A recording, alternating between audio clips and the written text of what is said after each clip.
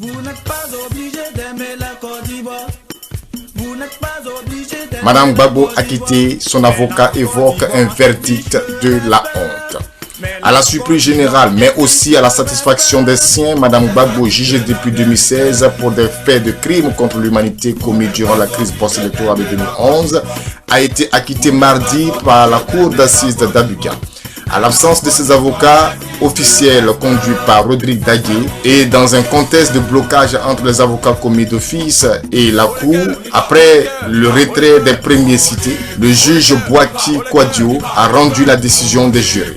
Madame Gbagbo n'est pas reconnue coupable des faits qui lui sont reprochés. Joint au téléphone par Connexion Ivoirienne pour sa réaction, Maître Blédé Dora, membre du collectif des avocats, n'a pas mâché ses mots pour dénoncer une procédure dans laquelle l'un des juges a été remplacé en plein procès. J'ai un sentiment de mépris et de satisfaction en même temps. Je me dis que la justice ivoirienne a eu certainement honte et a compris que Simone Gbagbo ne devrait pas être condamnée non seulement parce qu'elle n'a rien fait, mais en plus en l'absence de ses avocats. C'est un procès politique et on l'a dénoncé à plusieurs reprises et la justice a compris qu'il fallait faire amende honorable aux yeux de l'opinion internationale. Donc elle est revenue à de meilleurs sentiments. Sur un autre ton et à notre question de savoir si c'est le sentiment humain qui a prévalu ou si c'est la justice qui a parlé, Maître Blédé répond sincèrement, ce n'est pas la justice qui a parlé, c'est une question politique depuis le début. Parce que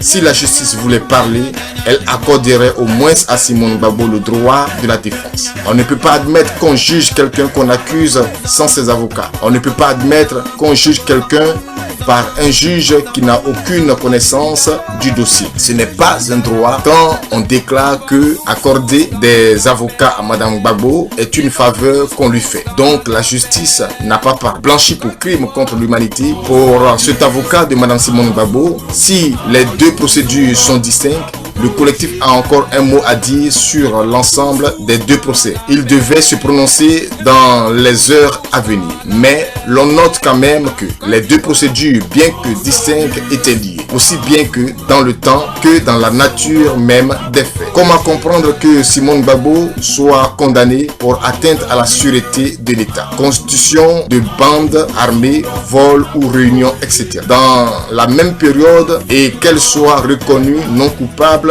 des faits de crime. Si Simone Gbagbo a été condamnée lors d'un premier procès jugé d'expéditif par des observateurs, cela suppose qu'elle a joué un rôle majeur dans une crise post-électorale qui a fait des milliers de morts. En tout cas, c'est le message que tend à faire passer cette première condamnation. La laver en deuxième ressort de tout soupçon amène à se poser des questions sur le sérieux de notre appareil judiciaire dont les procédures sont du reste sous l'emprise de la tradition orale. Rarement, elle a présenté des preuves matérielles irréfutables à part les ouïdis. Qui peut, le peut moins, dit Lada. Si Simone Gbagbo est reconnue coupable des faits d'attentat à l'autorité de l'État, elle devrait aussi être capable du pire. Si elle n'a pas commis le pire, il serait inutile de la poursuivre pour le moindre mal. Ses avocats ont de la matière pour donner la liberté à cette femme qu'une certaine opinion tente volontairement, sans preuve, de peindre en noir pour son opiniâtreté